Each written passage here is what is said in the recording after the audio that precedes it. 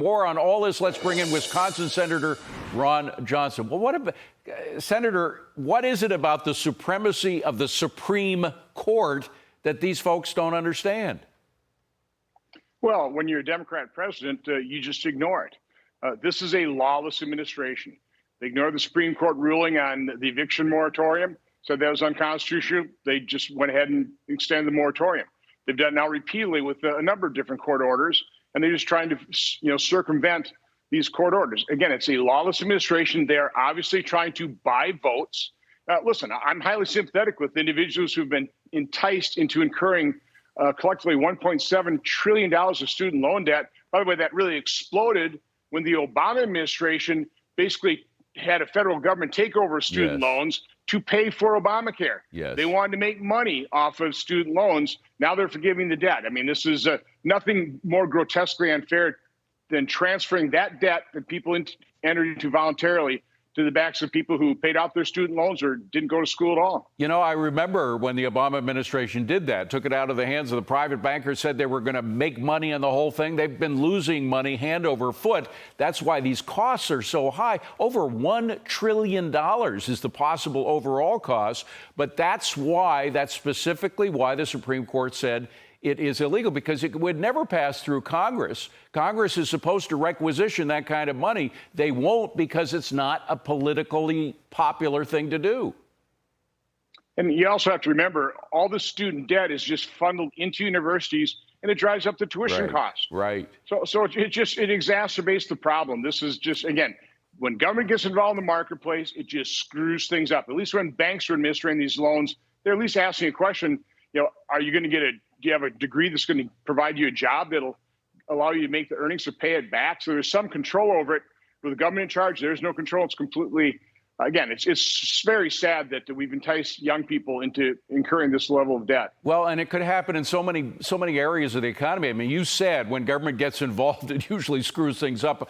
Higher costs, less availability, et cetera. Kamala Harris was kind of pushed on this point a bit on her 60 Minutes interview, aired last night. We're going to talk about it more later, but I just wanted to play a part where she's really pressed on who's going to pay for her $3 trillion more in spending with her economic program. Roll tape and we'll get the senator to respond. Your economic plan would add $3 trillion to the federal deficit over the next decade. How are you going to pay for that? But my plan, Bill, if you don't mind, my plan is about saying that when you invest in small businesses, you invest in the middle class, and you strengthen America's economy. Pardon me, Madam Vice President. The question was, how are you going to pay for it? Well, one of the things is I'm going to make sure that the richest among us who can afford it pay their fair share in taxes. Well, first of all, she didn't answer the question. But secondly, she's talking about she wants the government to invest more in small business. Again, the government is a terrible institution to invest because everything becomes political. That's why bankers exist. That's why most small businesses are started by personal loans from members of the family, et cetera. The government is going to invest all this money, all these $3 trillion, really? Of course, Kamala Harris doesn't have a clue because all she's ever been involved in is government.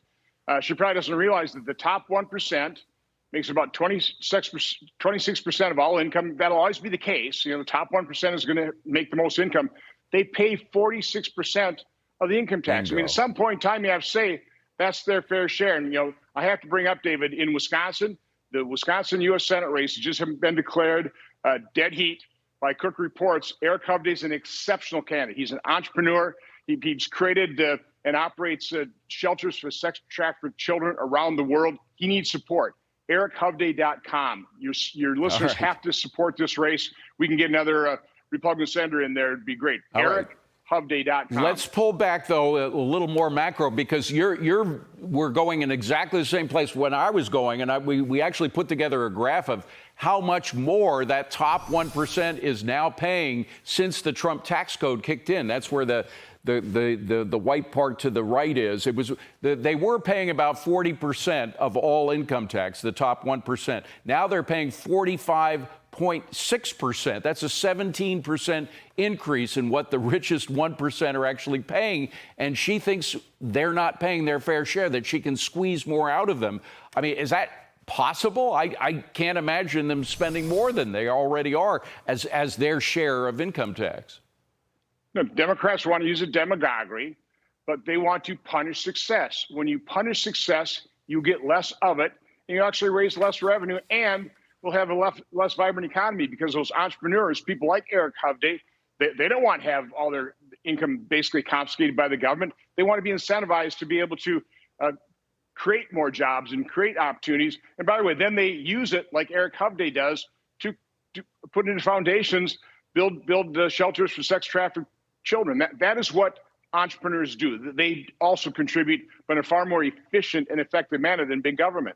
Now, by the way, if the Senate and the House go to the Democrats, in addition to the White House, they can make their new rules about a tax code which is going to expire in 2025. If they rip it up the same way they ripped up the Trump plan in dealing with foreign policy, the Trump plan in dealing with the border, we could have, because of the fact that 65% of taxpayers got a tax cut under the Trump tax code, we would immediately see a jump for about 65% of taxpayers, would we not? Absolutely. The tax cuts automatically expire. And let's face it, 4 years of Democrat governance has been a disaster. 4 more years would make it even worse. We can't let that happen. And they would get rid of the filibuster. They would pack the Supreme Court.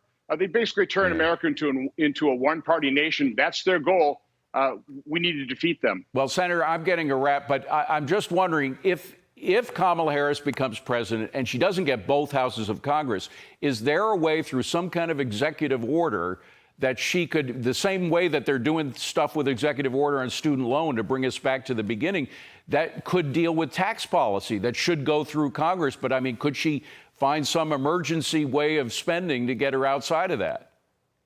I'm sure she would be every bit as lawless as the Obama and the Biden administrations were, and then you'd have to start challenging her court. But again, they are brazen in their lawlessness. All right. Well, they certainly don't care about Supreme Court decisions because they're going ahead with it anyway, or trying to. Senator Ron Johnson, thank you very much for that.